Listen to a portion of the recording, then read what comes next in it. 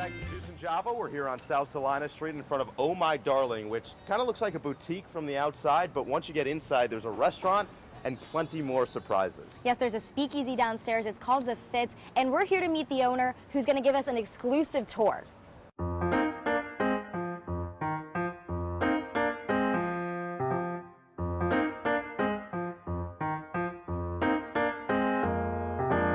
So here we are now at the top of the stairs, about to enter the speakeasy, and owner Ryan Benz is going to take it away and show us all about the new space. The mastermind behind it, so I'm excited. Let's take a look.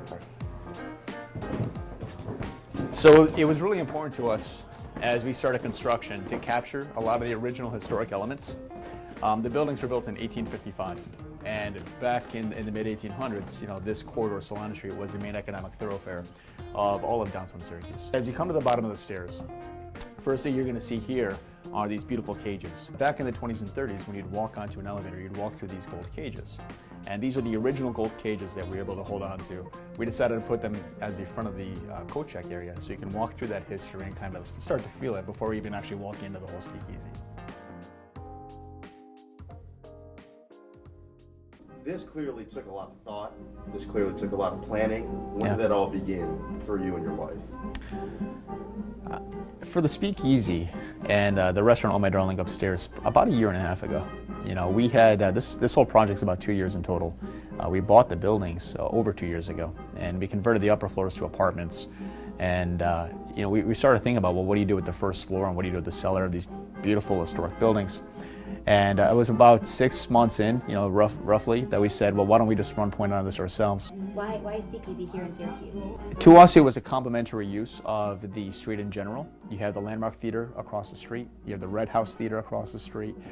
You have recognizing where millennials are today in terms of not so much consumerist profile, but more so on that experience. And we felt that a 1920s speakeasy would be perfect to kind of complement the existing market, and then also in terms of where we think Syracuse is headed. So you mentioned that, you know, people in Syracuse, they're looking for an experience. What do you hope the people that visit the speakeasy, what experience are you hoping they come away with?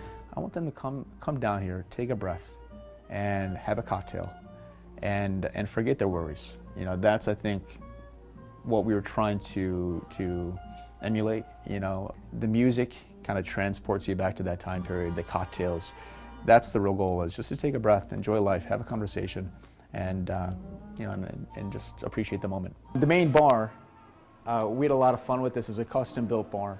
All the rounded arches were built off-set and brought in here. Everything, all the lighting is on dimmers, so we can brighten it or soften it based on, you know, the mood that we're trying to create. My wife and I designed just about everything in here, so we had a lot of fun. Yeah, a lot of fun designing the whole thing. So you guys were truly the inspiration for it all. And what we were looking for in terms of the build-out was trying to get you to head back in time just as soon as you walk to the bottom of the stairs.